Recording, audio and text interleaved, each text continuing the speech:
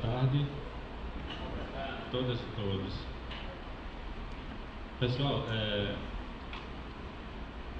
para mim é um prazer sempre estar participando dessa semana. A gente tem acompanhado, né, um pouco a dinâmica do coletivo que organiza a Semana de Democratização.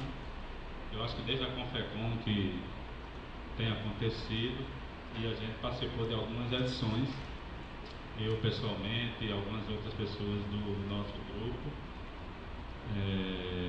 Então é bastante, para nós é bastante compensador ver que essa resistência ela permanece aqui em João Pessoa, a exemplo do que acontece também em várias outras partes do Brasil,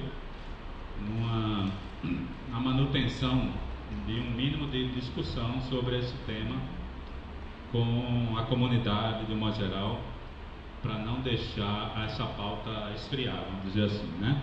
Eu sou Dalmo, eu sou jornalista formado aqui na Universidade Federal. Eu trabalho na Embrapa, que é uma empresa ligada ao Ministério da Agricultura, né? Sou assessor de comunicação lá. Desenvolvi por algum tempo trabalho na área de divulgação científica e de comunicação rural por conta dessa atividade, né? E do ponto de vista da comunicação especificamente como ativismo social, tem uma trajetória que começou no CA de comunicação lá do antigo DECOM, antigo DAC da universidade. Depois passei para o Sindicato de Jornalistas em alguns momentos, né? Nos últimos anos eu me concentrei mais em rádio comunitária. Atuei um período na Abraço local aqui, Abraço, que é a Associação Brasileira de Rádios Comunitárias e que tem uma seccional em cada estado. Eu atuei também na Abraço aqui na Paraíba por algum tempo. E essa atividade na Abraço nos levou a uma ação mais pontual com uma ONG que foi fundada no conjunto Geisel por alguns comunitários e alguns ativistas do movimento hip hop. Já tem cerca de 10 anos, né? Lá na comunidade Nova República eles criaram uma associação chamada Sociedade Cultural Pós-Nova República, que naquele momento lidava com comunicação comunitária, com rádios comunitárias e por aí vai. E por conta dessa atividade na Abraço, nós fomos convidados, morando no Geisel, né? Fomos convidados pelo pessoal da associação que estava mudando a diretoria para entrar na pós-cultural, e nós já faz mais de 5 anos que a gente está conduzindo essa ONG lá no Geisel. Então, um pouco da trajetória para vocês entenderem o lugar de onde eu falo e de militância, né, nessa atividade.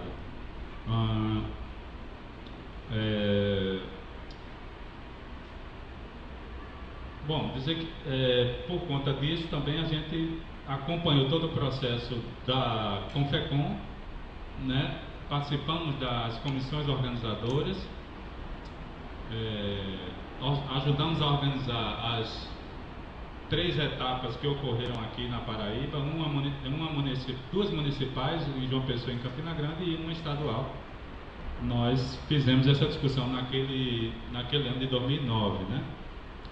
E acompanhamos todo o processo da Confecom Nacional. Então, de lá para cá, a gente continuou muito atento na discussão da democratização da comunicação aqui no estado da Paraíba. acompanhando o desenrolar das discussões de como as instituições se comportaram, se portaram diante desse desafio, principalmente do ponto de vista da categoria de jornalistas, pelo Sindicato de Jornalistas e pela API também, que atuou um pouco nessa questão, né? E a Abraço, que acabou se tornando também uma entidade que conduziu um pouco as discussões em relação a isso. Então, eu fui convidado hoje para falar um pouco dessa experiência e tem um tema aqui que eu desenhei algumas anotações para a gente fazer uma discussão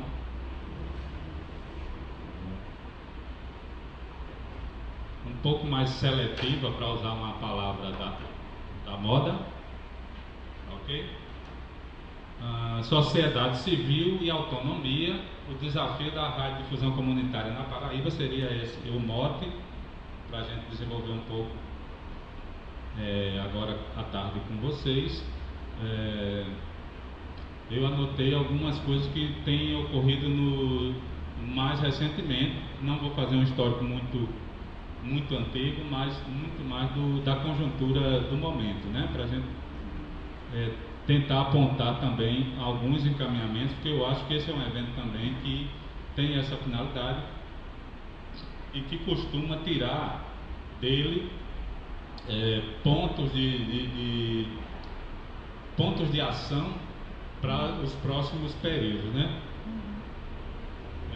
Então eu venho um pouco com esse intuito também para cá da gente encarar esse desafio, né? E tá monitorando e alimentando essa discussão para ver se aqui em João Pessoa, pelo menos, a gente avança um pouco mais nessa discussão e nessa questão. Eu comecei anotando a Constituição Federal, tá certo?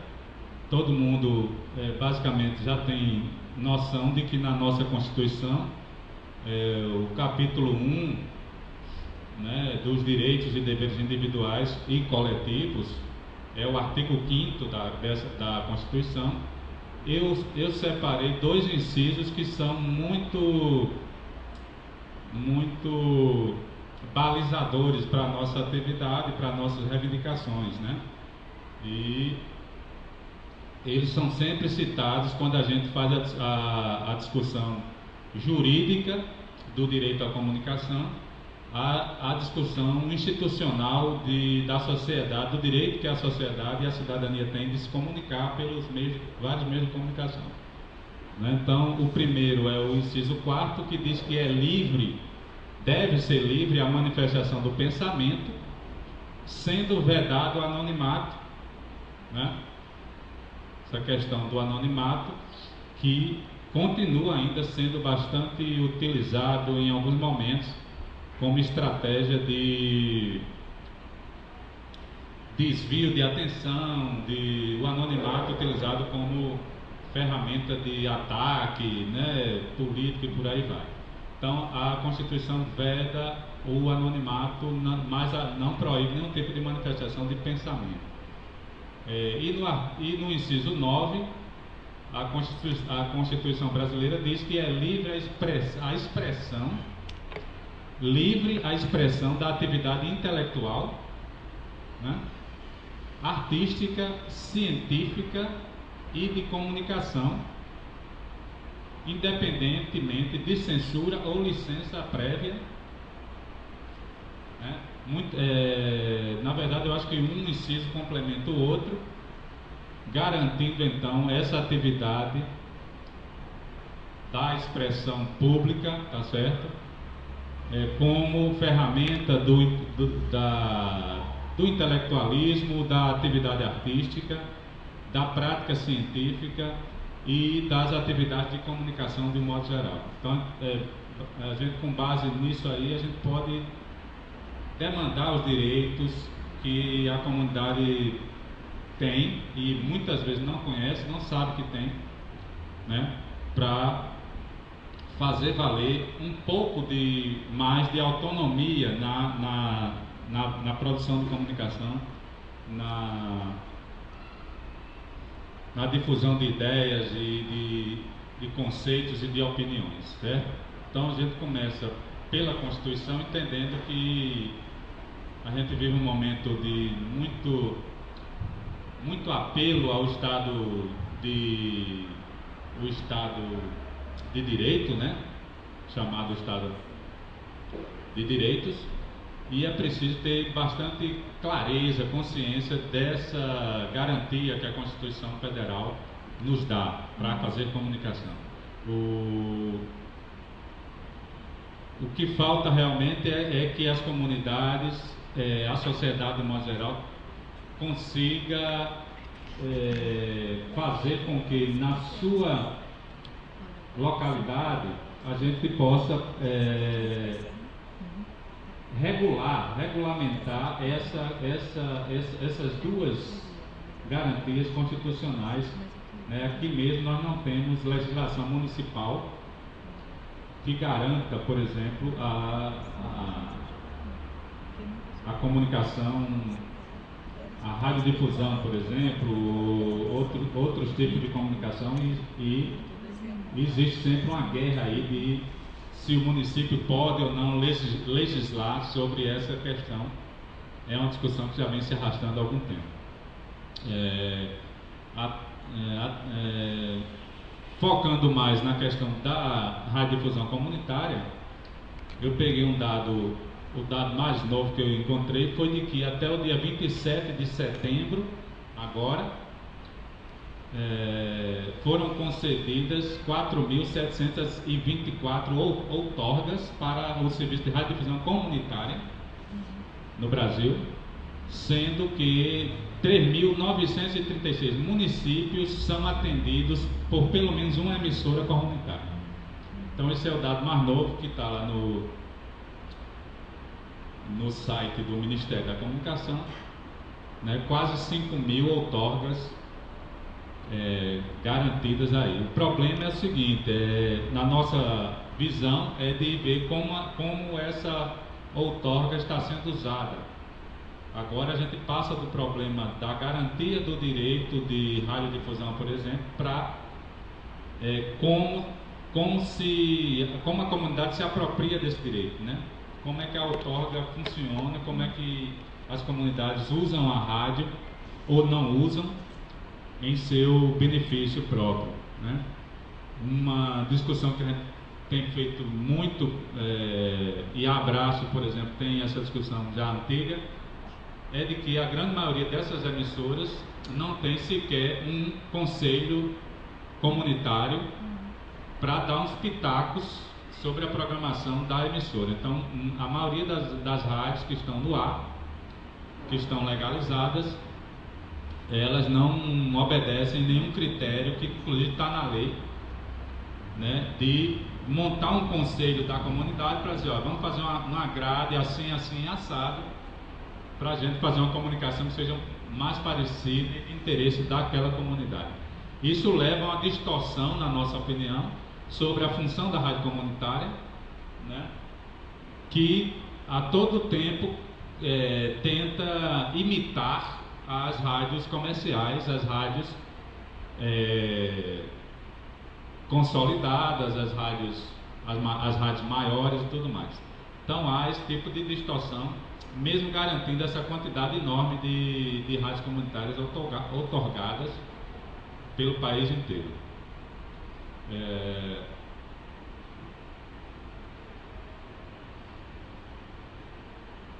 eu ver aqui.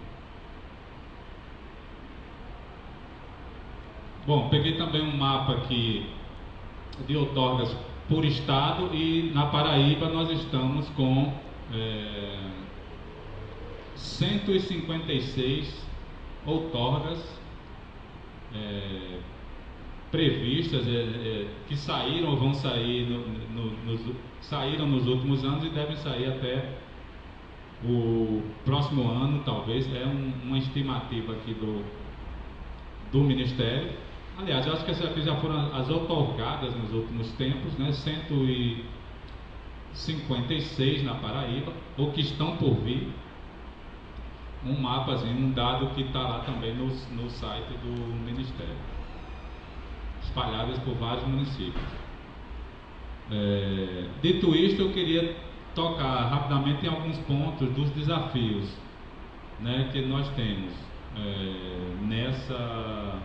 nessa coisa das rádios comunitárias. O primeiro deles é o empoderamento das comunidades. É isso que eu falei ainda há pouco, de como as comunidades se apoderam, né, se assenhoram das rádios, das emissoras, e de como lidam com a comunicação, né? O que a gente tem visto na experiência prática e na observação da realidade é que as emissoras são instaladas, mas são conduzidas por um grupo mínimo de comunitários, geralmente um direcionamento político partidário, uma liderança comunitária que se apodera do instrumento, né? Geralmente um laranja de algum grupo político que atua na localidade, certo? E a comunidade não decide quase nada da programação, e aquela emissora não serve para os principais problemas e desafios daquela comunidade. Eu vou dar um exemplo que pode ser verificado tranquilamente. Espero que não seja entendido como nem denúncia, nem como é que se diz? Sei lá, alguma coisa que queira prejudicar a comunidade, mas nós acompanhamos a implantação da rádio comunitária da comunidade de quilombola de Mituaçu, que é uma das primeiras comunidades quilombolas aqui da Paraíba que conseguiram uma rádio comunitária para si, né? Fomos lá, os companheiros nos chamaram por conta da nossa atividade na área, ajudamos a montar estúdio, a ligar o transmissor e coisa e tal. E nas primeiras visitas que o nosso grupo fez lá, nós nos colocamos à disposição da entidade que responde pela emissora, que é a Associação Quilombola da comunidade, para, além dessa parte técnica, dessa assessoria e capacitação técnica, fazer também um trabalho com a comunidade, de formação de comunicadores comunitários, e também uma discussão sobre o conteúdo da programação, a grade, coisa e tal. Nós, depois que a rádio foi para o ar, nós não fomos mais convidados a fazer mais nenhuma outra atividade lá. E a informação que eu tive na semana passada é de que a rádio Mituaçu FM está muito ruim do ponto de vista da participação da comunidade, com vários programas ou evangélicos ou católicos na grade, com programas de música de baixíssima qualidade, com esses enlatados, sei lá, funk, forró de plástico, tudo que não presta. Então, uma programação muito ruim e pouco espaço realmente para a comunidade usar a emissora como uma ferramenta de emancipação, de cidadania e tudo mais. Então, fiquei muito triste, na verdade, com isso.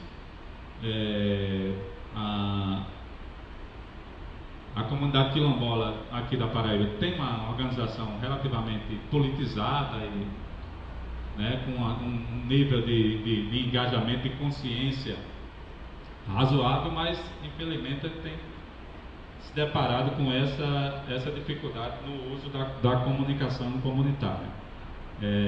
E além disso, usando, aí é uma denúncia que não consegui comprovar, mas assim, a direção da entidade usando as mesmas metodologias que são utilizadas secularmente para deixar de fora pessoas da comunidade que queiram entrar no conselho de decisão da rádio, né?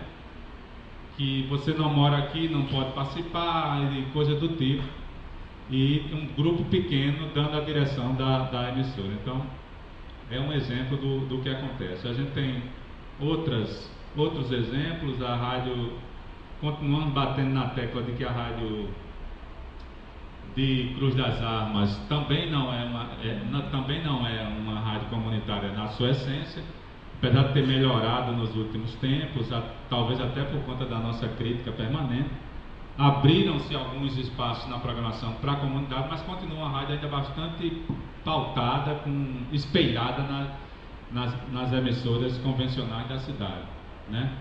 E que tem uma direção muito fechada em poucas pessoas, numa pessoa, num grupo que fundou a rádio, mas não passa a direção para isso, para os outros, para a comunidade, na verdade. Então nós temos um desafio aí para fazer uma espécie de desaparelhamento das rádios comunitárias na Paraíba, entendendo que a maioria delas está aparelhada ou por um partido político, ou por uma igreja, ou por uma organização religiosa, certo? É preciso investir nas comunidades para que elas desaparelhem as rádios, tá, ok? No sentido ideológico, no sentido institucional. E o outro é a de sustentabilidade, haja vista que a atual legislação de rádios comunitárias não permite uma série de atividades econômicas, de sustentação, né? Comercial, por exemplo, não pode ser igual ao comercial da rádio convencional, tem que ser um apoio cultural, que você não anuncia nada, apenas diz que o cara está apoiando e coisa e tal, então isso dificulta atrair, né, apoiadores e financiadores das emissoras comunitárias. Temos um desafio da digitalização. A gente está passando num processo aí de que todas as FMs estão digitalizando, né?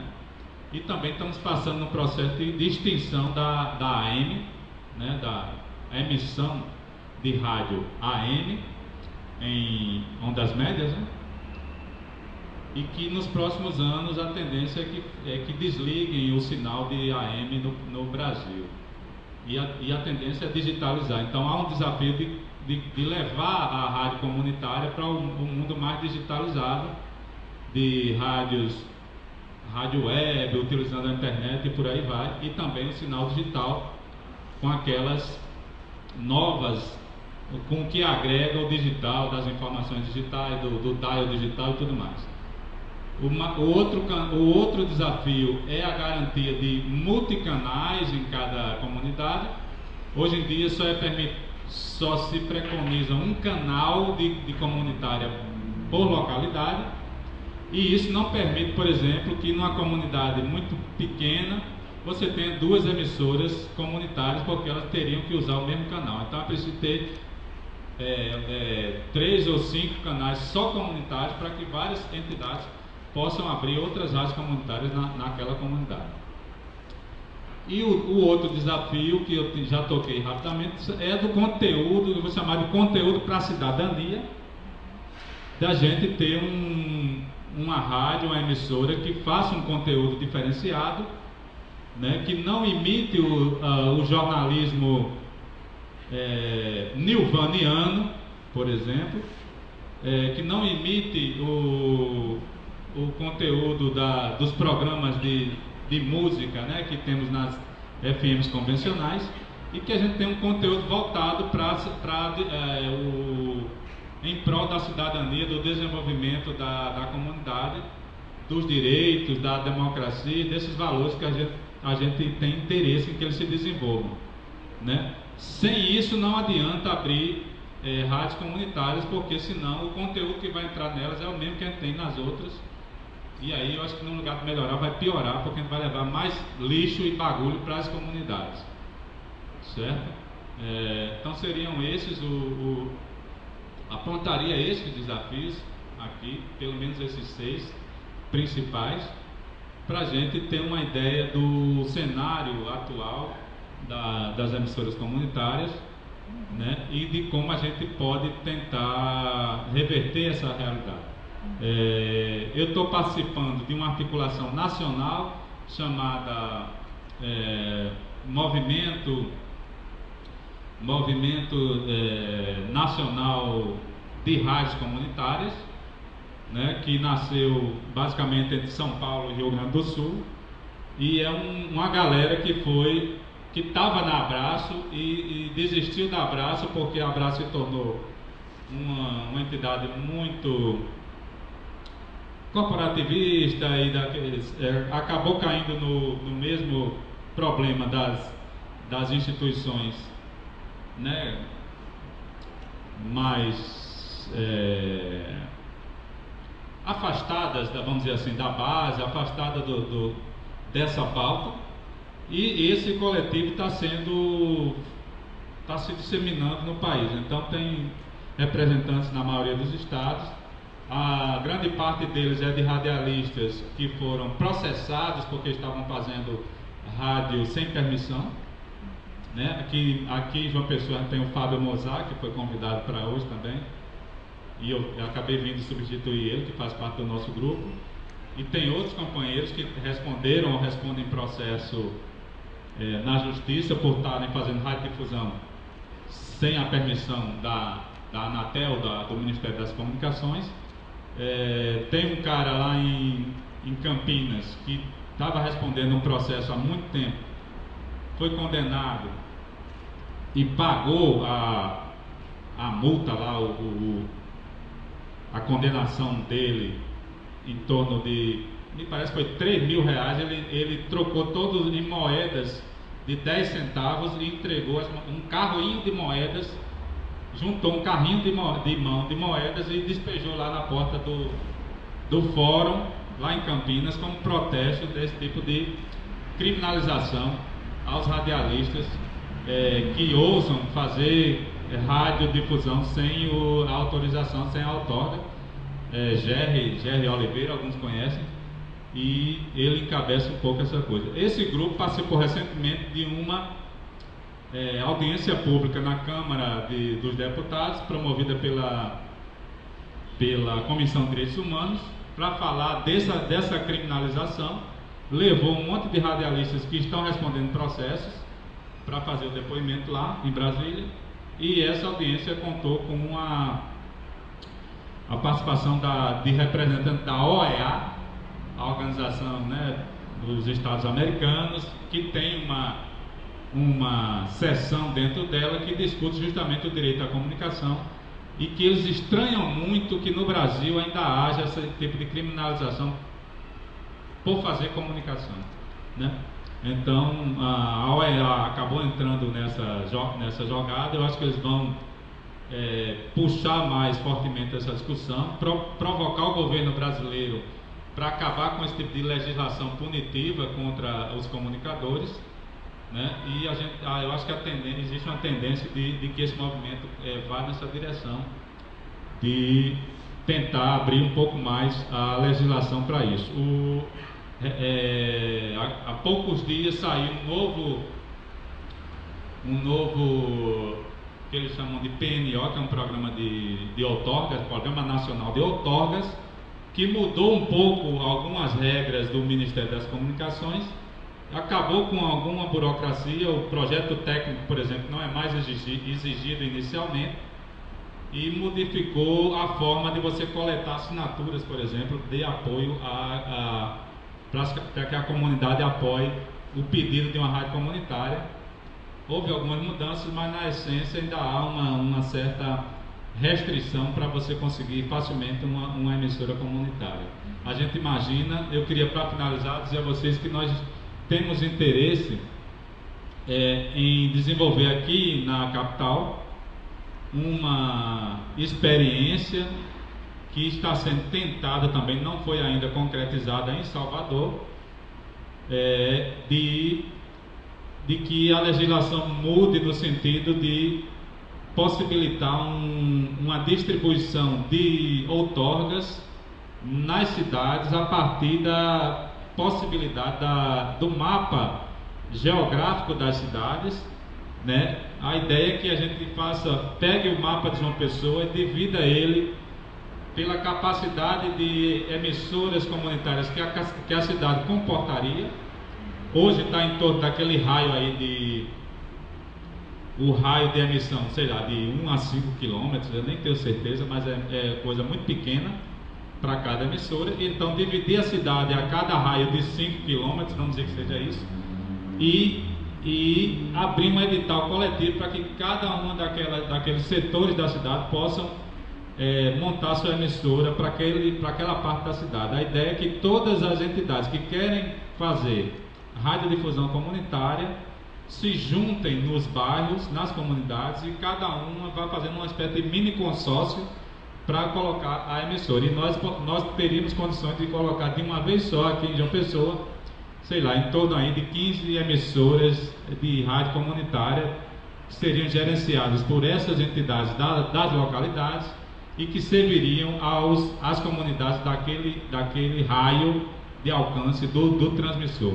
É uma ideia que está sendo discutida lá em Salvador pela galera, uma parte da Abraço, e também o pessoal da universidade, pessoal de comunicação, que está ajudando nessa discussão. Eles usaram o pessoal da geografia para fazer o geoprocessamento da cidade de Salvador e ver a capacidade de Salvador para receber as rádios, e estão fazendo essa proposta para o Ministério das Comunicações. Estamos tentando esse novo formato para ocupar o espectro, né, de rádio de FM para o uso de rádios comunitárias.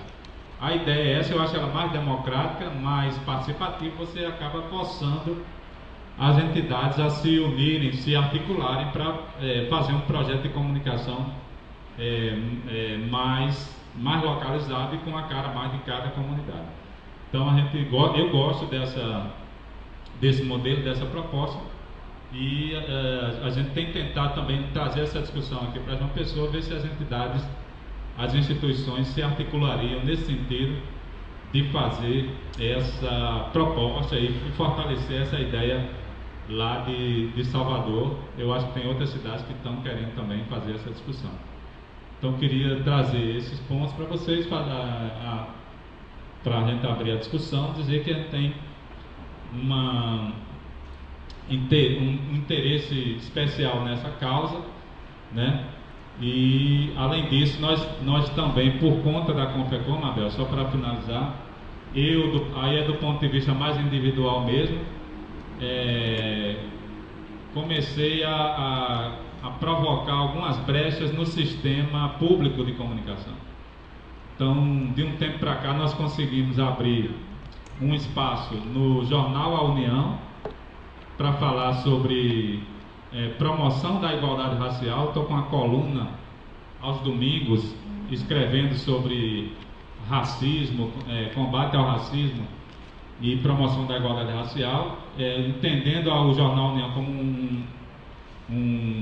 um veículo público, né, que deve ser socializado com a comunidade, com a sociedade, e o jornal tem feito isso eventualmente, precisa ser provocado, mas tem aberto alguns espaços. E na Rádio Tabajara, esse grupo que eu falei para vocês conseguiu há 4 anos abrir uma brecha na grade da Tabajara AM, e nós colocamos no ar, no sábado de 14 às 15 horas, um programa chamado Alô Comunidade, que tem uma pauta bem direcionada para a questão da democratização da comunicação e das rádios comunitárias e da cultura popular e alternativa e por aí vai. Então nós estamos, um case, né, de sucesso, vamos dizer assim, que a gente tem mostrado, tem divulgado, porque entendemos que as duas emissoras, Tabajara também como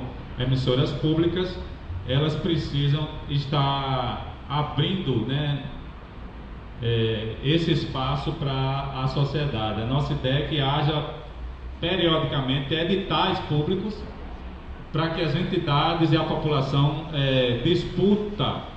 possa disputar os espaços tanto no Jornal União quanto na Rádio Tabajara.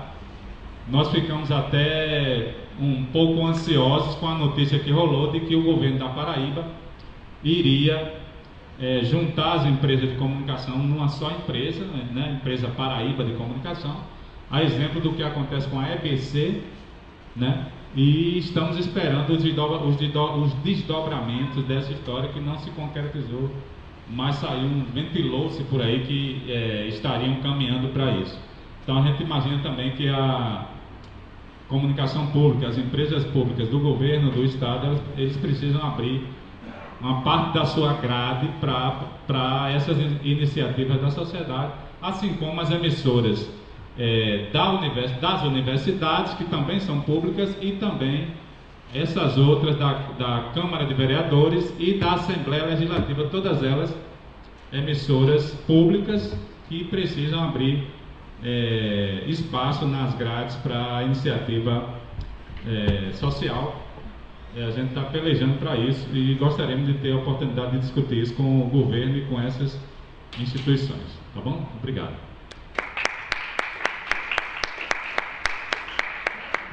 Então, pela sua participação. E eu vou passar agora a palavra para a Dérica Vigolino, que é doutoranda em Comunicação e Cultura pela UFRJ, integrante do Laboratório de Estudos em Comunicação Comunitária, e vai falar sobre mídia e cidade. Boa noite já, né, a todos. Está todo mundo me ouvindo bem? Eu estou me gostando baixo, por isso que eu perguntei. Bom, antes de mais nada, eu gostaria de agradecer, né, a minha participação aqui na mesa. Na verdade, eu estou substituindo uma outra pessoa, né, que estaria aqui, enfim, seria do movimento Ocupa Estelita, lá do Recife. Então, eu assumi um pouco a pauta, né, dessa pessoa que estaria aqui, né, do movimento. E então vou falar um pouco mais sobre mídia e cidade, como a Mabel falou, né? Bom, acho que é muito importante a gente falar sobre o tema da cidade hoje em dia, né? Porque eu acho que é o tema que está em voga, assim, é a pauta do dia, né? E muito porque a cidade ela vem sendo constituída, ela vem sendo pensada, né? O modelo de cidade que vem sendo colocada hoje em questão é o modelo de cidade-negócio, né? É um modelo de mercado, né? E, na verdade, o que existe hoje são inúmeras insurgências, né? Inclusive das próprias comunidades, a partir de rádios comunitárias. Acho que também esse é o elo entre a minha fala e a fala de Dalmo, né? É que existe hoje inúmeras insurgências, né, na cidade contra esse modelo de cidade que está sendo colocado pelo governo em profunda associação com o mercado imobiliário, né, com as empresas.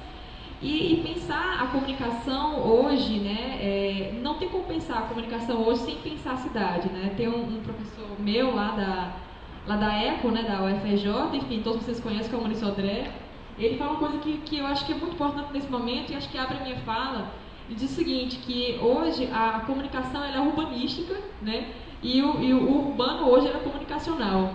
Né? E ele explica essa frase dizendo assim, que a comunicação hoje é o principal fator organizativo da sociedade, da cidade, né? Porque ela posiciona as pessoas, ela localiza os indivíduos, né? Ou seja, ela diz quem tem direito ao acesso a tal espaço público e quem não deve estar em determinado espaço público, né? E é aí que entra a questão das favelas, das comunidades, das periferias e o tratamento dado a esses indivíduos, né? E é isso, na verdade, como eu estou substituindo, né, alguém que falaria sobre a Ocupa Estelita, né, eu preparei uma fala mais ou menos nesse sentido, tentando falar um pouco sobre esses movimentos, né, da cidade, né, que tenta, de certa forma, é um contraponto a esse modelo de cidade, né, que está sendo construído, né, e o Ocupa Estelita, na verdade, ele é um movimento de resistência cultural, né, que na verdade se posiciona contra esse modelo de cidade que vem sendo construído no Recife, né, a partir de uma ideia, a partir de um projeto de cidade que tem até um nome, né, que é o Novo Recife, né. E na verdade esse movimento, esse modelo de cidade, né, não existe só no Recife, né, é um modelo de cidade que é generalizado no Brasil inteiro, né. E a gente tem inúmeros exemplos desse modelo de cidade, como, por exemplo, o Rio de Janeiro, né, que se tornou realmente uma cidade-evento, né, São Paulo. São, na verdade, as grandes cidades, mas não só elas, né. A gente pode ver que aqui em João Pessoa também esse modelo de cidade-negócio está sendo instalado, né. E que também, movimentos assim como a Ocupa Estelita também existe aqui em João Pessoa, por exemplo, a do Porto do Capim, né? Que existe a prefeitura está tentando remover as pessoas de lá do Porto do Capim, né? E tem um movimento muito forte de resistência da comunidade lá, né? Que é uma comunidade, na verdade, o Porto do Capim, ele tem um sentido e uma simbologia histórica e cultural muito grande para a cidade, né? E não só para a cidade, mas especialmente para as pessoas que construíram suas vidas, né? No Porto Capim. Tem pessoas que moram lá há 70 anos, que nasceram, se criaram lá. Então, assim, existe toda uma relação afetiva, uma relação de identidade com aquele lugar, né? E a associação de comunidade, a comunitária lá, juntamente também com a rádio comunitária que existe lá, né? E também a própria associação de mulheres, né, que existe lá na comunidade de Porto Capim, vem lutando, né, de forma muito intensa, assim, muito forte, contra esse processo, né, que é uma tentativa de retirar dessas pessoas do Porto Capim, né. E não só isso também. Tem também, na verdade, outros movimentos de insurgência na cidade que tentam ocupar a cidade de outras formas, né, a partir da produção da cultura, e a gente vê isso, por exemplo, no Varadouro, né. No Varadouro, no próprio centro histórico da cidade, tem movimentos culturais muito fortes lá, que está tentando trazer uma outra perspectiva de cidade que não é essa perspectiva do capital, né? Então, no caso da Ocupa Estelita, só para a gente falar mais ou menos, entender o que é esse movimento Ocupa Estelita, né? Na verdade, o nome Estelita vem justamente do cais José Estelita, né? Na verdade, a ideia da prefeitura é construir vários prédios lá, né? É um empreendimento imobiliário caríssimo, né? Que custa cerca de 800 milhões, né? Então, para construir uma série de prédios, 40 andares, uma coisa bem pomposa, né? Onde fica o cais José Estelita, né? Uma série de galpões, e onde existe um cenário cultural muito forte lá, né? Então, na verdade, os movimentos questionam até mesmo a própria legalidade do projeto, né? E a prefeitura do Recife, inclusive, não deu alvará de demolição. Então, foi mais ou menos um sucesso do movimento Ocupa Estelita nesse sentido, mas claro que está sendo questionado e o movimento continua muito forte lá. Na verdade, existe uma ocupação física de várias pessoas, né, no cais Estelita, José Estelita, e onde acontece o cenário cultural é muito forte, acontece uma série de espetáculos, rodas de diálogo, debates, né, sobre a cidade que está sendo colocada em questão e a cidade que as pessoas querem, né? Então, e esse movimento é muito interessante porque, na verdade, ele acaba expondo, né, uma ferida muito grande dentro da própria estrutura capitalista, né, que ela coloca em evidência uma contradição muito forte que está sendo colocada, que é, na verdade, o forte desenvolvimento do capitalismo, né, que eu posso chamar de democracia do capital, em detrimento do desenvolvimento social, né, e democrático da sociedade, né. Então, ele cresce cada vez mais, ele está sendo muito forte esse movimento, né, e também vem influenciando outros movimentos de insurgência, de ocupação da cidade, cultural e outras cidades do Brasil. Então, ele tem essa força muito grande, né, o movimento Ocupa Estelita.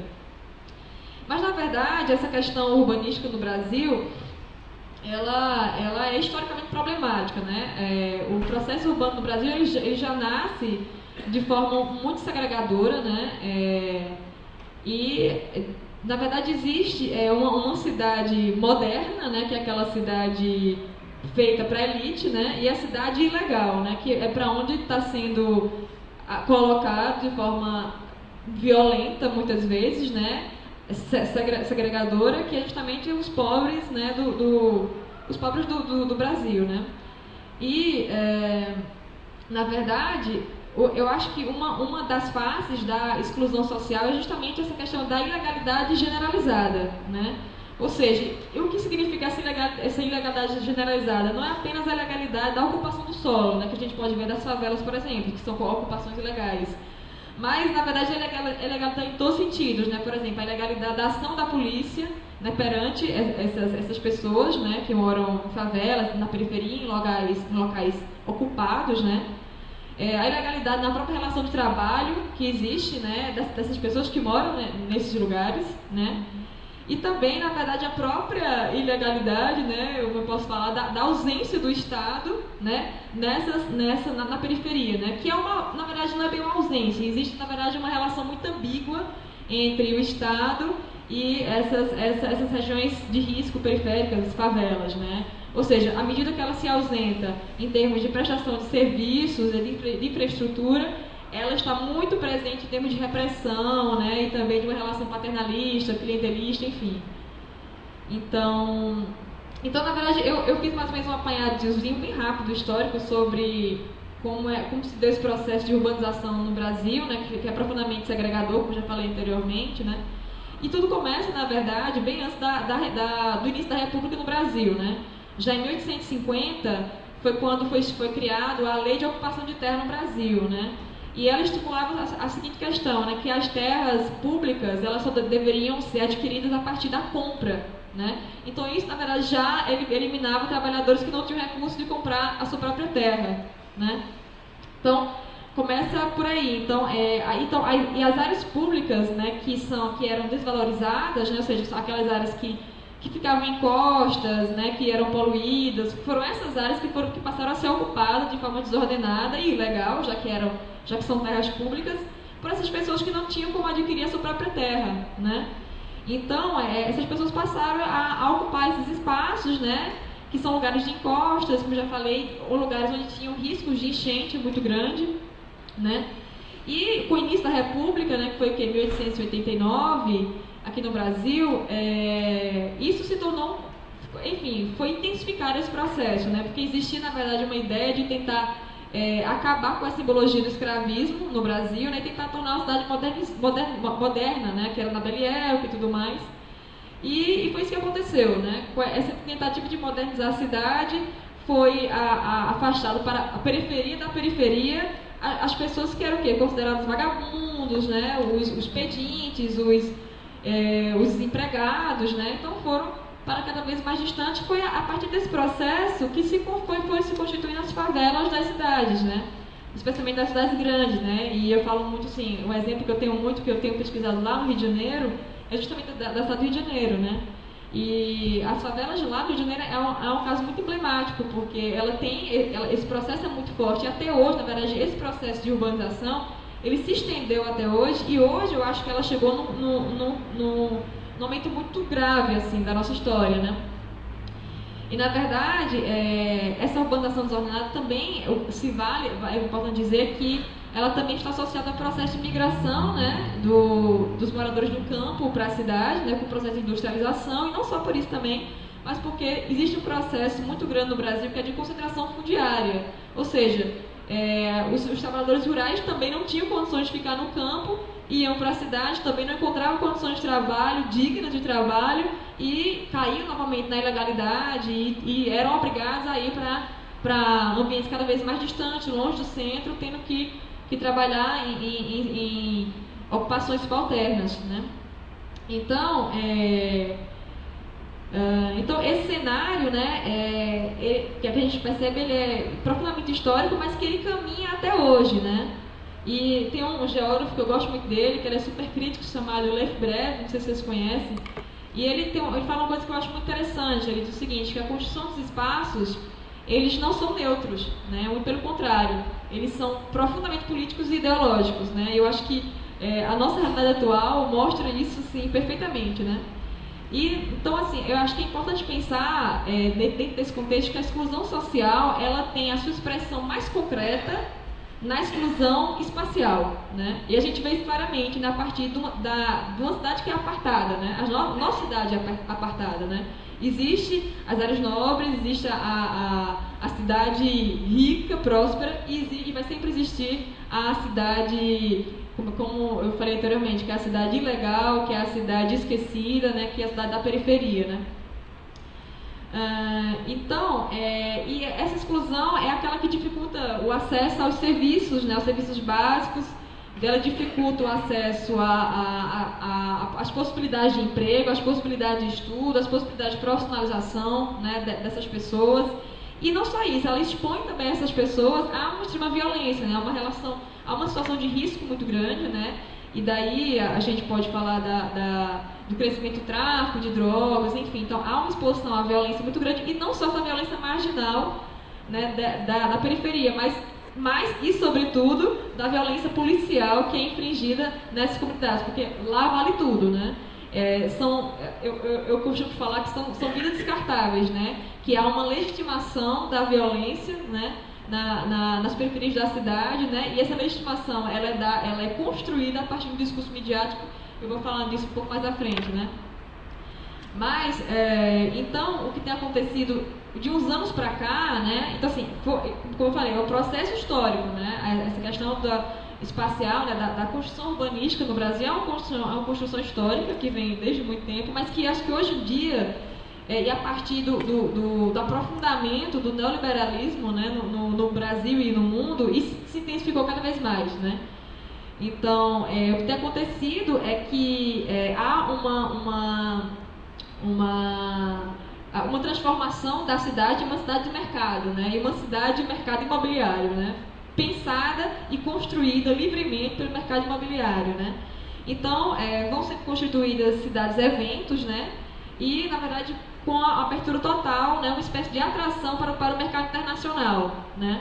Então, a gente vê acontecendo aí que os megas eventos aqui no Brasil, né? A gente teve, eu acho que o ponto mais, acho que o fato mais emblemático, o momento mais emblemático que explica essa transição, né, da construção cada vez mais acirrada desse modelo de negócio de cidade, se dá a partir do Pan-Americano. Acho que foi 2008, foi 2007, não sei, não vou lembrar bem agora, mas acho que foi um caso muito emblemático, porque marcou esse modelo de planejamento urbano, né? E então esse planejamento urbano colocado em questão, que eu estou falando aqui, foi identificado por uma arquiteta urbanista também muito crítica, chamada Hermínia Maricato. Ela chamou esse planejamento urbano atual de planejamento alienado, né? Porque é aquele planejamento que ele é pensado dentro do gabinete, né, dentro dos escritórios, né, por uma série de profissionais, né, que não tem contato direto com as comunidades e com as realidades na rua, né, com a realidade concreta, né, a realidade das cidades, né.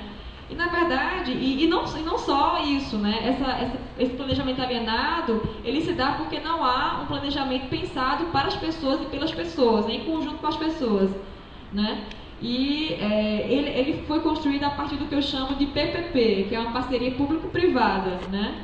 Ou seja, que é uma conjunção de governos, né, do Estado, mas as empresas, sobretudo as empresas do ramo imobiliário, né, que cresce e tem uma autonomia de decisão muito grande no Brasil, né, em termos de políticas públicas, né, pensado em políticas públicas, eu diria que é política público-privada, né, porque de público na verdade tem bem pouco. E especialmente um outro ator, né, que faz parte desse PPP é a mídia, né, que tem um fator extremamente importante, né, para a construção de uma concepção de cidade. Então, o discurso dela é de que essa cidade que está sendo colocada é do melhor para todos, quando na verdade é a construção feita para umas pessoas, né, em detrimento do extermínio de outra, né. Então, o mercado imobiliário, como eu estava falando, ele age impunemente na sociedade, assim, de forma muito livre, né? A democracia do capital, como fala também o ministro André, né?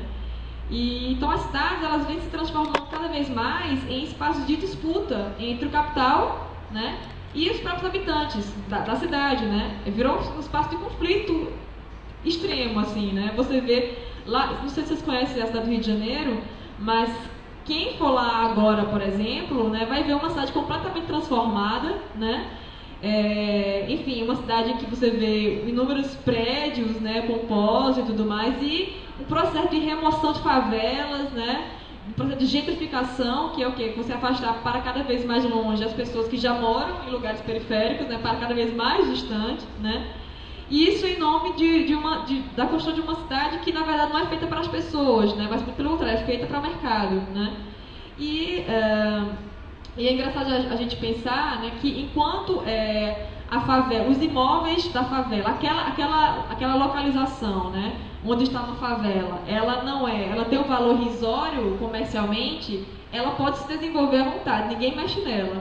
Mas a partir do momento que aquela favela, que aquela localização, ela ganha os olhos, né, ela se torna a menina dos olhos de ouro, né, para o mercado imobiliário, então tudo muda, né? Então ela já começa a ser pensada sobre as ordens da lei, né? Tipo assim, você está numa ocupação que ela é ilegal, né? Então você vai ter que se retirar, né? Mas antes disso, daquela área não ser valorizada comercialmente, ninguém mexe nela. Aliás, o Estado fica absolutamente ausente, né? Você não vai lá para nada, né? Ou seja, as pessoas continuam vivendo dentro de lama mesmo, né? Enfim, mas ela ganha outra conotação quando passa a ter um valor comercial, né? Então, eu já estou concluindo.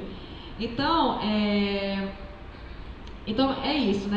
Acaba que isso demonstra que as leis do mercado, elas são muito mais efetivas do que a própria lei pública, né? Governamental, né?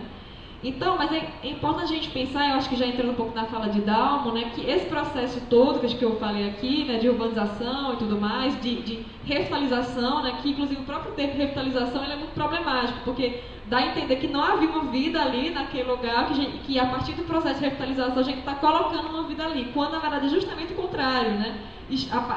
A partir desse processo de revitalização se tira, né, uma vida que está acontecendo ali, que tem uma sua própria organização, sua própria dinâmica, né, o que está acontecendo, por exemplo, no Oco Estelita, no Porto Capim, ou seja, qual é o discurso, né, que ali não, é o processo de revitalização, estamos trazendo novos ares, né, para aquela comunidade, quando na verdade não, né, já existia vida ali, existia uma vida muito orgânica, existia uma dinâmica, uma organização muito forte, né, uma vida comunitária muito forte, e uma potência comunitária também muito forte, né.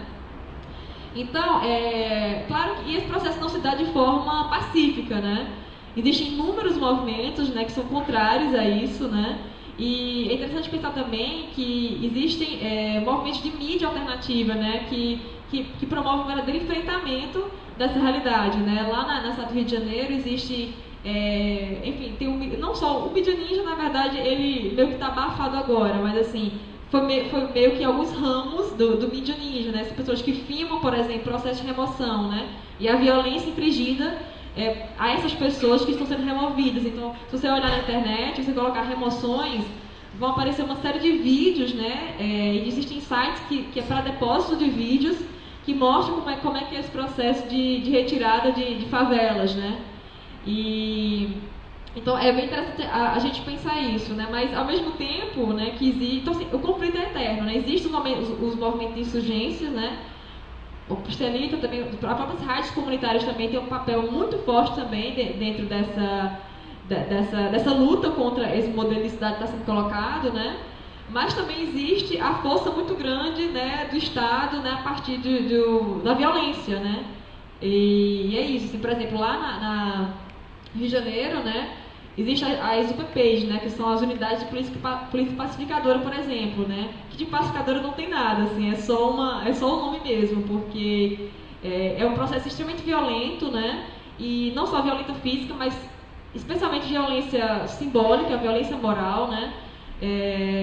Por exemplo, a própria dinâmica cultural, né, que existe nas favelas, que é uma dinâmica que é profundamente diferenciada, né, da cidade como um todo, porque há uma organicidade muito grande na favela, né? Então até mesmo os próprios movimentos culturais lá acontecem muito nas ruas, né? E isso está sendo completamente impedido, né, de acontecer, porque até mesmo para fazer uma festa, por exemplo, né, que era uma prática muito comum nas favelas do Rio de Janeiro, você precisa agora ter uma autorização policial para poder ela acontecer. Então a própria dinâmica das favelas está sendo abafadas, né, por esse processo de pacificação. De fato é pacificação, mas é uma pacificação cultural, né, eu diria, e moral, né, nesse sentido.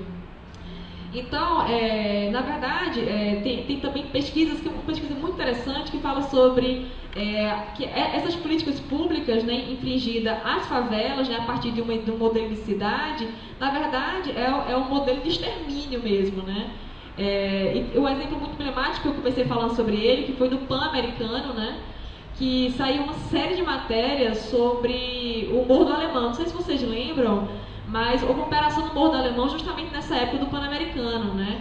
E assim, se você for olhar a mídia falava o que nessa época? Que foi um sucesso, né? A operação foi um sucesso, né? Que, porque realmente acabou com o crime, né? Expulsou os criminosos do Morro do Alemão, quando na verdade não. Já existem dados e pesquisas, né? Que de número de moradores, né? Dos civis que morreram nessa operação foi gigantesca, mas isso não passou. Esses dados são abafados pela grande mídia, né, por essa mídia comercial que está completamente atrelada, né, a esses interesses comerciais, né. Inclusive, é interessante a gente pensar que do valor de quanto a Rede Globo, por exemplo, lucrou, né, com o Pan-Americano, por exemplo. Eu já vou terminar, agora vou terminar mesmo.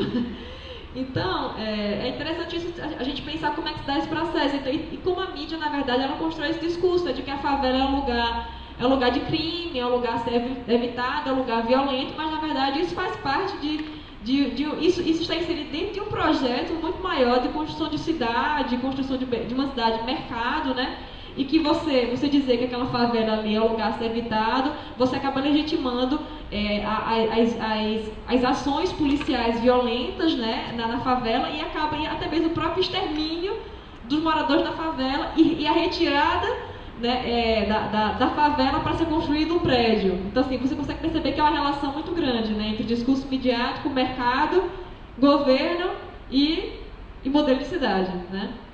Então, eu saí uma vez no Globo, justamente nessa época eu li algumas matérias, uma frase que para mim ficou emblemática foi do governador do Rio de Janeiro, Sérgio Cabral. Ele falou o seguinte, né, que as favelas, elas precisam ser realmente eliminadas porque elas são fábrica de marginais. Então esse discurso foi divulgado e replicado inúmeras vezes pela mídia comercial, né? Então, enfim, só para concluir, eu acho que é importante colocar esse debate da cidade, é um debate que nos afeta diretamente, né? É extremamente importante pensar como a mídia ela é muito também importante para a construção dessa cidade, mas ao mesmo tempo pensar também que existem movimentos de insurgências, né, contrários a isso, e como é importante também outras vozes, né, por exemplo, como eu falei, dei o exemplo das mídias alternativas que filmavam as remoções, não só isso, né, outros também veículos de comunicação, as rádios comunitárias também têm um papel muito forte, né, para tentar coibir esse tipo de atitude, né, profundamente violenta e repressora, né, especialmente para os moradores de favela da periferia do Brasil, né. Eu acho que esse foi o recado que eu queria passar. Muito obrigada.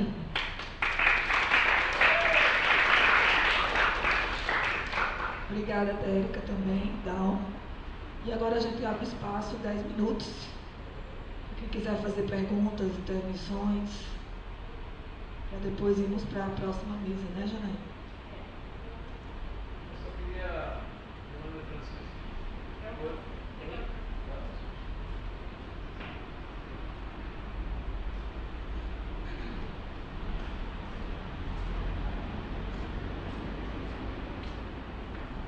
Obrigado. Gostei de ambas as falas, né? Importante. As rádios comunitárias, que eu conheço um pouco também. Eu morei muitos anos em São Paulo. Eu morei no Rio. No tempo que o Rio era mais romântico. mais. E eu acompanhei esse processo, você falou do PAN, né? Falou da Edmina Maricato, eu cheguei lá. E São Paulo teve aquele problema sério dos incêndios, né, que foi horrível. Você ia falar, porque os caras queimaram, sistematicamente estavam queimando a periferia de São Paulo. E seres criminosos para poder instalar esse processo imobiliário que você bem disse. Então, ele precisa fazer alguma coisa, né? Não sei. Então, eu só queria citar esse fato, não fazer muito discurso, é só isso. Não, obrigada. Deixa eu fazer um bloco. Tá. Se tiver mais alguém. Tem mais alguém?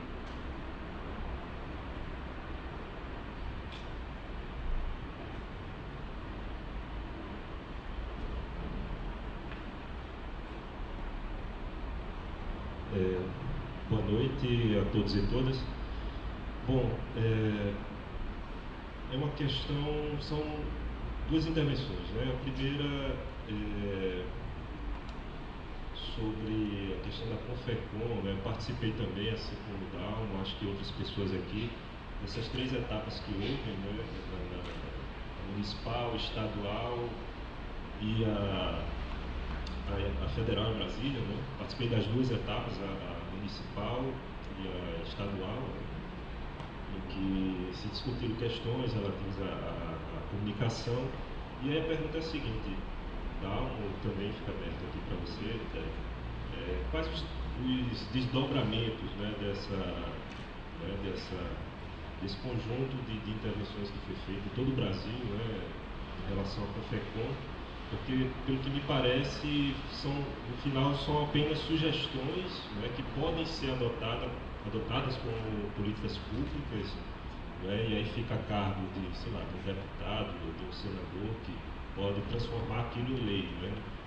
Me parece que no final, enfim, o resultado foi muito positivo, um debate muito grande que houve, né, nos estados, mas parece que a coisa ficou meio estancada, né. O outro é mais um relato, né, eu tive a oportunidade, não é uma pergunta, é mais um relato mesmo, mas aí fica aberto para comentário, eu tive a oportunidade de pesquisar a situação das artes comunitárias aqui na Paraíba, né, na minha dissertação, no mestrado de Sociologia, e o movimento de rádios comunitárias, né? Eu fiquei assim, espantado com essa situação das rádios comunitárias, uma vez que a gente pesquisou o bairro do Jardim Veneza, né, a rádio Diversidade, mas também pesquisamos a rádio do Timbó, né, e aquela comunidade que fica ali por trás da Tabajara, eu sempre esqueço o nome. São Rafael, isso. Mas aí nos voltamos mais para a rádio do Jardim Veneza, né, com o Marcelo Ricardo e o Ricardo e todo o pessoal lá. E é impressionante como esse era o trabalho que a gente fez, que discute a questão da juventude, né, também identidade e do movimento de rádios comunitárias. E aí eu fiquei impressionado com os relatos, né, e todas elas falaram mais ou menos algo parecido com esse que eu vou relatar agora, que uma vez que as rádios estavam atuando, né, em FM, né, eles não tinham a concessão para atuar, né, que isso passa por todo um processo, você tem que encaminhar pedido para Brasília, e aí tem toda uma problemática e leva um tempo demorado muito grande e tal, para que seja aprovado, mas eles decidiram enfrentar, né, peitar a coisa e botar a rádio no ar, né, e funcionar como uma rádio comunitária, embora não tivesse a concessão. E em todas elas aconteceu essa mesma situação, da Polícia Federal chegar fortemente armada, né, com vários carros, com metralhadoras, e na maioria dessas rádios, né, eu identifiquei isso, eram jovens que estavam atuando, que estavam colocando, né, fazendo esse trabalho juntamente com a comunidade, um trabalho que a comunidade também tinha a oportunidade de participar, e era bonito ver, porque você liga a rádio comercial para escutar, você pega o espectro do rádio, né, vai dar 91 a 100 e pouco, e as músicas são todas iguais, né? Você vai na rádio comunitária, a verdadeira rádio comunitária, e tem música, né, de vários estilos, vários debates sobre vários temas, então era uma coisa bonita de se ver. E, no entanto, os caras chegavam lá fortemente armados, né, isso para intimidar a comunidade toda, e para causar já isso que você chamou de violência simbólica, né? Ou seja, ninguém levou tiro, nada, mas para intimidar mesmo o pessoal, dizer, olha, isso é ilegal, né? E para deixar na comunidade marcada essa ideia de que o que se está fazendo ali era algo ilegal, né? Enfim, esse é um dos elementos que a gente discute lá, mas fica, né, aqui esse relato, se vocês quiserem comentar também, agradeço. Mais alguém?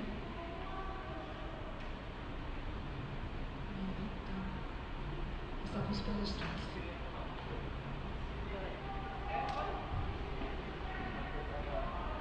Ouvindo a fala da Débora, Fernando Boa noite, senhora. Falando em mídia e cidade, eu estava ouvindo a Dérica, que eu conheço ela, sei que ela pesquisa isso. Eu estou com um livro aqui, que é esse livro aqui que é bem interessante, que é Da favela para as favelas, história e experiência do rapper Fiel, que é um cara de Campina Grande, mas mora há 16 anos no Morro Santa Marta. E aqui ele fala de UPP, tem um capítulo que é bem interessante, que fala de que você falou aí. Deixa eu tentar buscar aqui. Ele não é universitário, tá? Ele fez um curso de comunicação comunitária pelo Núcleo Piratininga de Comunicação. Mas é um livro que eu acho bacana e vai estar nos meus trabalhos de universidade, com certeza.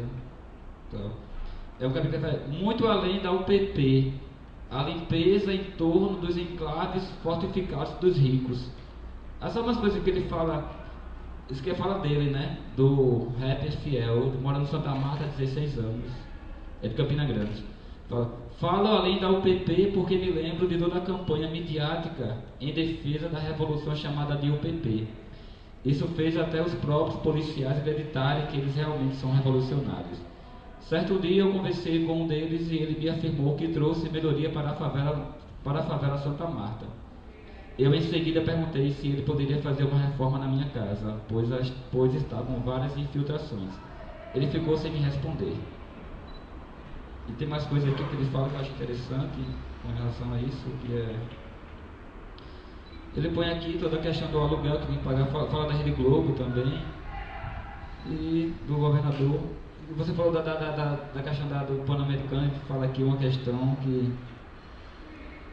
Ele fala que fiz uma pesquisa e constatei o seguinte: para nós, trabalhadores e moradores das favelas da Zona Sul, sobrevivermos só com esses 4 itens: aluguel R$350 mensais, café da manhã R$3,50 por dia, almoço 7 por dia, jantar 7 por dia, por mês, né, dá R$210.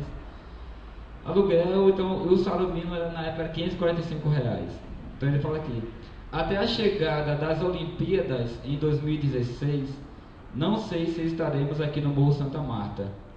Hoje, mais do que nunca, temos um custo de vida muito caro. A nossa conta de luz chega com valores aleatórios.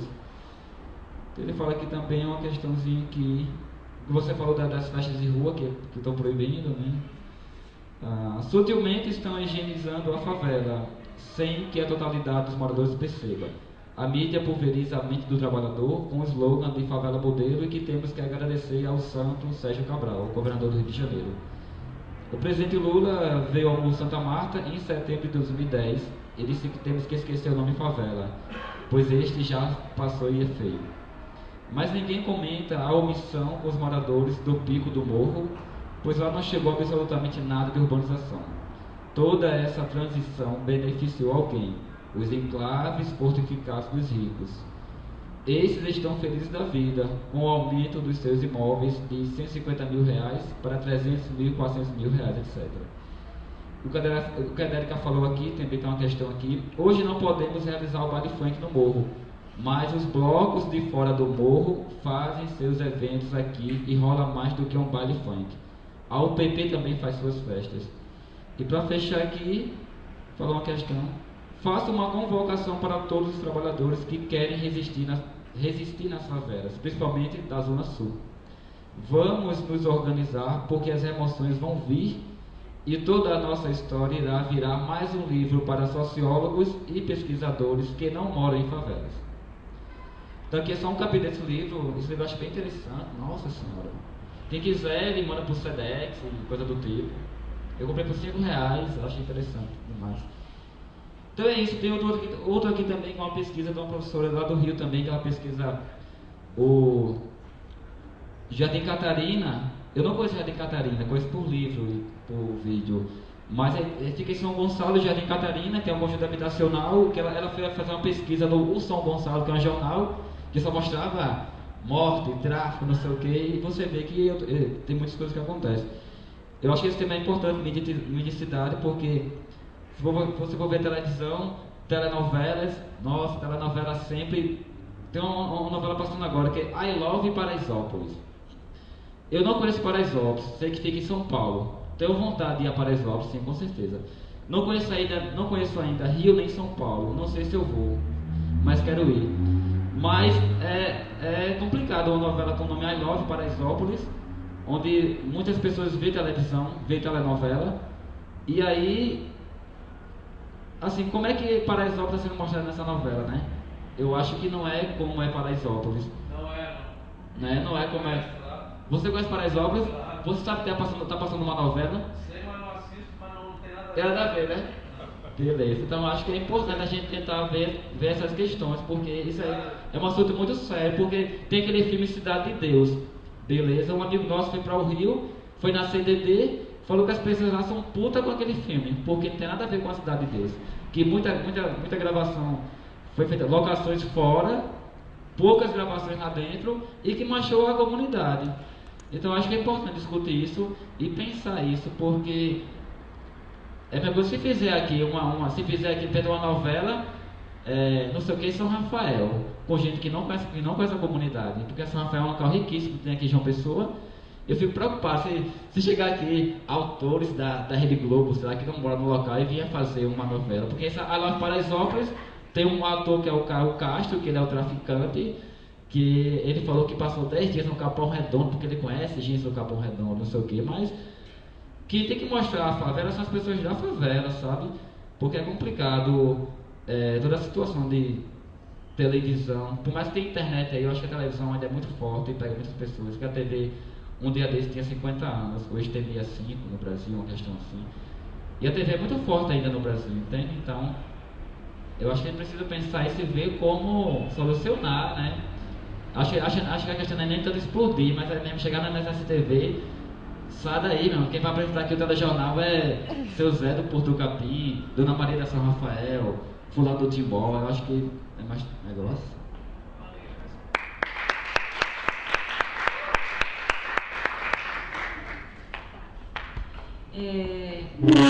Eu não lembro, eu sou muito ruim para nomes. Francisco não. Francisco. Você falou uma coisa muito interessante, que inclusive eu ia falar aqui durante a minha fala, né, antes, que é sobre essa questão dos incêndios, né, em São Paulo, assim. Já tem uma série de estudos também, tem até um documentário que se chama, acho que Apaga com Fogo, não sei se vocês já viram, que fala justamente disso, né, e as pessoas que gravaram esse documentário perceberam que as favelas que pegavam fogo em São Paulo, coincidentemente, estavam próximo de grandes empreendimentos imobiliários, né. Então, assim, aquela coisa, apaga com fogo mesmo, tipo assim, sai daí, né? E, assim, não que o poder público, as empresas acendem o fósforo, né? Mas o próprio descaso com as favelas, né? E deixar que aquela favela que já tem risco, né? De pegar fogo pelo material das casas, dos cortiços, né? Muitos são cortiços. O próprio descaso, por si só, já é uma permissão de que aquilo aconteça, né? De que realmente pegue fogo. Então, por isso que o nome é Apaga com Fogo, né? Com relação ao que vocês dois falaram, né, mais a questão do que o Elvis falou, realmente existe uma estetização na favela, né? Não, acho que foi você que falou, desculpa qual é o teu nome, que eu também esqueço, não todo mundo. Fabiano. O que existe é realmente um processo de estetização da favela, né? Ou seja, as favelas cariocas, por exemplo, hoje elas se tornaram um lugar de turismo, que a gente chama de etnoturismo, né? É para saber o que é uma favela de verdade, né? E ela realmente abriu as portas para o turismo estrangeiro, né? Mas isso, na verdade, só tem causado uma série de problemas para as favelas, porque o custo de vida, por exemplo, aumentou imensamente lá, né? E aqui que eu estou falando, né? Por exemplo, não tem condições mais de você fazer uma festa na rua sem autorização, né? Então, as pessoas de fora, né, produtores de fora, tal, acabam fazendo festas lá dentro, então assim, gera lucro, sabe assim, tipo, eles cobram valores muito, muito altos, tal. Então, o que tem acontecido é isso, né? Uma pacificação cultural nesse sentido, né, da favela. E com relação ao que agora sim, o que o Fabiano falou, é realmente muito problemático. A legislação de rádio comunitária ela é muito problemática, né? E assim, ela funciona muito mais no sentido punitivo, né, do que no sentido de democratizar o acesso à comunicação comunitária, né? E são inúmeros os casos, né, de apreensão de equipamentos, né, de prisão de comunicadores populares, né? E o que as pessoas estão fazendo para tentar burlar essa situação, né, por exemplo, é não mais pedir concessão de radiodifusão comunitária, porque além de ser muito difícil, né, e conseguir, e eles acabam fazendo a rádio de forma ilegal, eles são presos, né, são violentados. Então o que eles estão fazendo? Estou fazendo rádio poste, por exemplo. Eu pesquisei rádio poste na minha dissertação e eu percebi que assim, cresce absurdamente o número de rádio poste, né, porque é uma alternativa a isso, né, quer dizer, você não precisa de uma concessão para ter uma rádio comunitária, você precisa ter o quê? Uma série de caixinhas de som que você coloca no poste, né, de luz, e você faz sua rádio comunitária. Então, de certa forma, é para tentar burlar justamente esse processo que é tão difícil, que é tão violento, né, que é da concessão de radiodifusão comunitária, né, e que ainda é tão pouco democrático. É isso. Bom, pessoal, antes de tocar um pouco nas respostas, eu queria lembrar a vocês que um dos primeiros pronunciamentos do Dr. Eduardo Cunha, quando assumiu a presidência da Câmara de Deputados, foi dizer: nós não vamos mexer na legislação no sentido de fazer democratização, né, econômica dos meios de comunicação. Então não é nem essa democratização que nós queríamos uma democratização mais, não só econômica, mas também de controle social, né?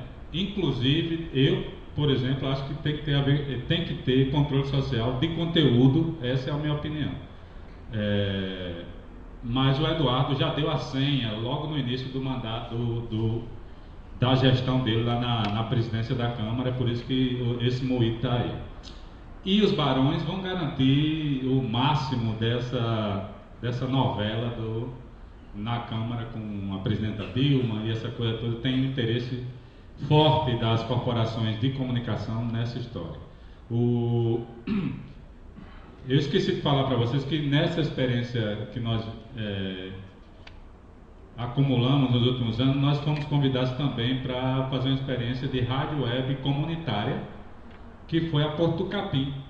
E nós implantamos lá no ateliê de Nai Gomes um estúdio de rádio que começou a ser usado pelo pessoal da comunidade Porto Capim, e a rádio tá no ar, né, tá na internet, e é uma experiência interessante também, mostrando uma alternativa de você escapar da dificuldade que a legislação impõe para você colocar uma rádio comunitária no ar. O pessoal está migrando e partindo para outras plataformas, e a rádio web tem sido uma saída, né? Infelizmente não tem a audiência que nós esperávamos. A Rádio Porto Capim, por exemplo, aluga um stream de 200 ouvintes e nós nunca alcançamos nem 100, certo? Então tem essa limitação, né? E infelizmente eu também devo dizer a vocês que a comunidade não respondeu como a gente imaginava, como a gente queria que ela respondesse. Então, apesar de ter um grupo de jovens que montou um programa da comunidade, mas o programa não desenvolveu muito, nós só conseguiram fazer umas 4 edições até agora, e a gente não consegue manter um programa ao vivo, por exemplo, ou algo do tipo. Então existe ainda a limitação na minha visão, de capacitação talvez, e de a comunidade entender a importância da ferramenta. Inclusive temos a ideia de estender a rádio web para a rádio poste, ligando os dois sistemas na mesma experiência. É interessante você falar sobre os incêndios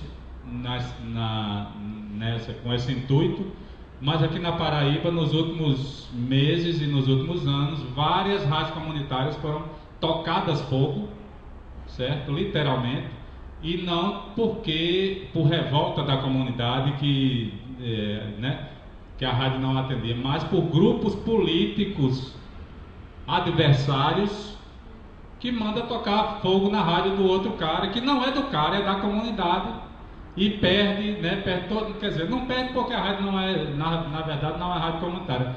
Mas a rádio comunitária do deputado Branco Mendes, por exemplo, foi tocada a fogo recentemente lá em Alhandra, ou Pedra de Fogo, pelo inimigo político dele lá da cidade, né?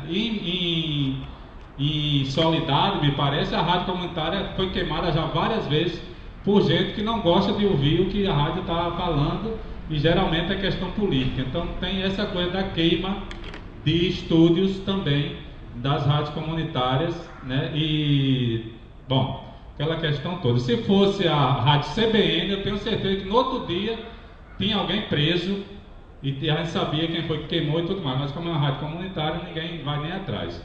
E respondendo ao Fabiano um pouco, eu acho que o principal desdobramento da Confecom foram algumas experiências de implantação de conselhos de comunicação que ocorreram nos últimos anos, um na Bahia, outro em Teresina, se não me engano, e tem mais um outro por aí que eu não estou lembrado exatamente, mas assim, começou a pipocar de uma certa forma, uma certa pressão do movimento pela democratização, que conseguiu fazer com que alguns governos mais avançados, alguns governos mais à esquerda, cumprissem uma legislação que já existe também, para instalar os conselhos públicos de comunicação. Aqui mesmo, João Pessoa, tem tentado em vão, né? A nossa Constituição da Paraíba prevê um Conselho Estadual de Comunicação, mas nenhum governador, nenhuma Assembleia teve coragem ainda de implementar, e é previsto na Constituição Estadual. Então, nós temos essa realidade, mas eu acho que avançou nesse sentido de que, de uma certa forma, abriu o olho da possibilidade de nós implantarmos os conselhos para regular algumas coisas, não tudo, e principalmente eu acho que é muito importante, Fabiano, a questão de fazer um recorte na verba publicitária do governo para ser gasto com rádio comunitária e com comunicação popular e alternativa, e tirar o bolão que as emissoras comerciais recebem exclusivamente da verba pública da publicidade governamental. Então, obrigada, Dalma Oliveira, Dérica Virgulino. E a gente encerra aqui a mesa. O princípio básico é a comunicação, para podermos irmos para a próxima, que é liberdade de expressão, de imprensa e empresa. E eu passo a mediação para a Dérica agora. Obrigada a todos e todas.